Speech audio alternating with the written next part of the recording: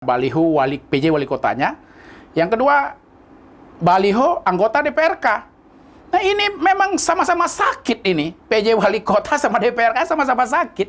Orang daerahnya sedang terlilit hutang, mereka masih mikir kita pakai uang rakyat buat bikin pencitraan di baliho. Indikasi korupsi terhadap kegiatan pembangunan di Banda Aceh, proyek-proyek yang ada di Banda Aceh, ya termasuk kegiatan kehumasan dan kegiatan berbagai kegiatan lainnya.